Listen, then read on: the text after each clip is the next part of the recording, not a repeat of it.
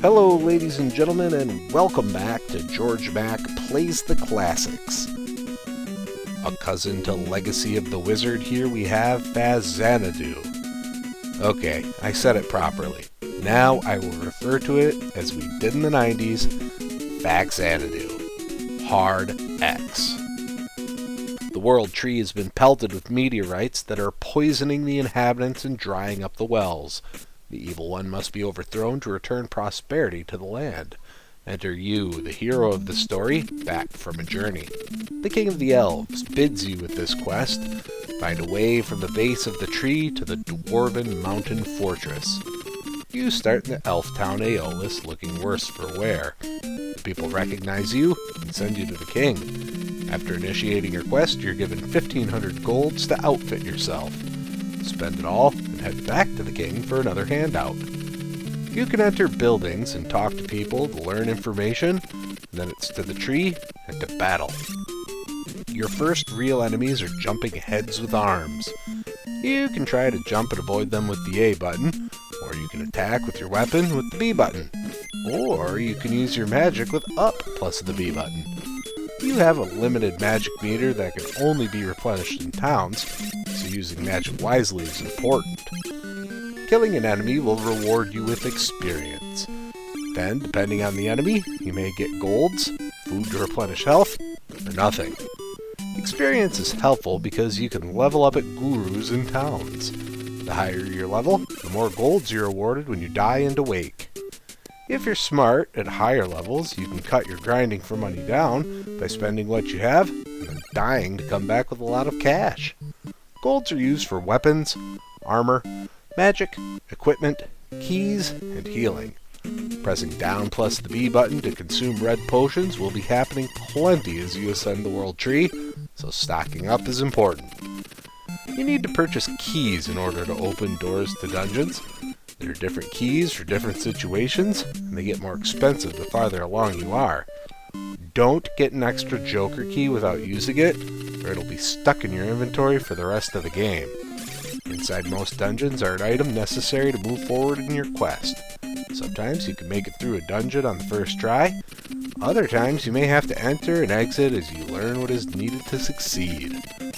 All enemies have a pattern of attack that they don't stray from. You'd think this would make your task really easy, but it doesn't. Even if you know where they're going, you'll get hit despite swearing they missed your hitbox or didn't even swing. Every time you move from one screen to the next, enemies will respawn. This makes grinding easy when you find a screen you enjoy, but makes running to the exit a bit more difficult. You start with a measly hand dagger that is weak, has terrible range, and can't hit the crawling spiny guys, but you quickly upgrade to a longsword and are able to hit any enemy. Early in the game gives you the opportunity of buying a super strong magic shield and the overpowered death spell, but you need to grind for golds for a long time in order to afford them.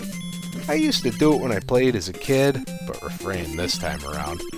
You need to keep enough golds on you to heal. Towns give you two choices.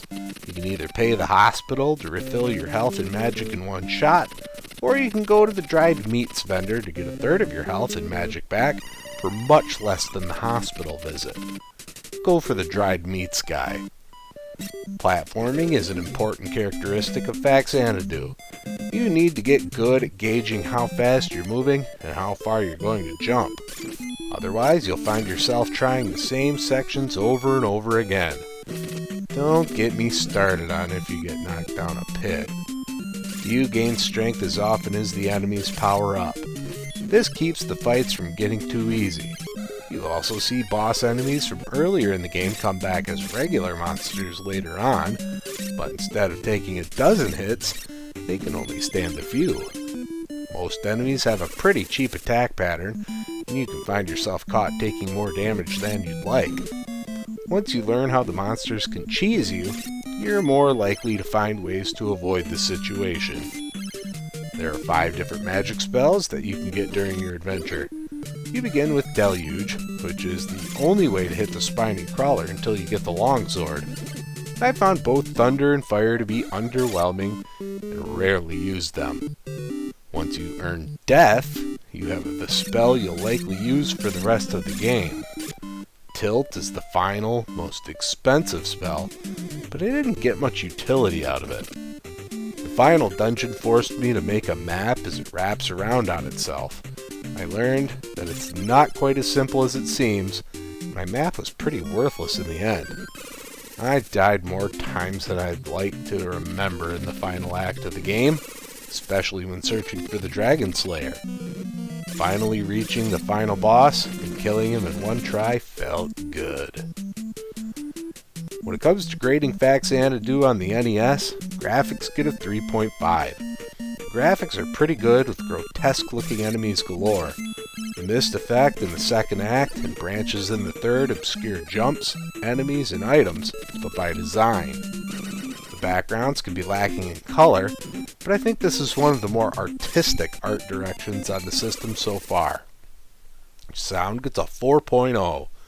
All the music ranges from above average to awesome. I don't have much problem with sound effects either. Definitely a high point. Gameplay gets a 3.0. This is a very platforming heavy action RPG. The controls work fine, but you are likely to struggle with them in the middle of your adventure as the map obstacles become more complex. My biggest gripe is capital H looks like capital N. The number of screwed up passwords as a kid that caused. Difficulty gets a 3.5. I would say that the difficulty curve of Faxanadu is mostly fair.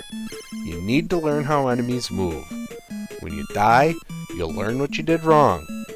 Passwords can be earned in every town, and if you die, you come back with gold.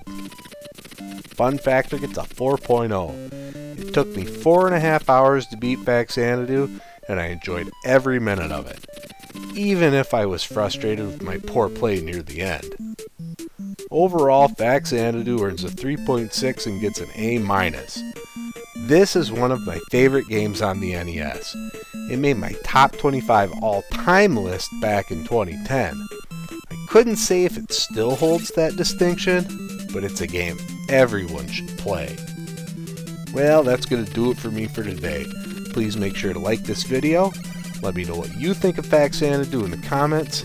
Please subscribe to Head Drop Productions here on YouTube because we want you here for each and every video we release, because it is your destiny.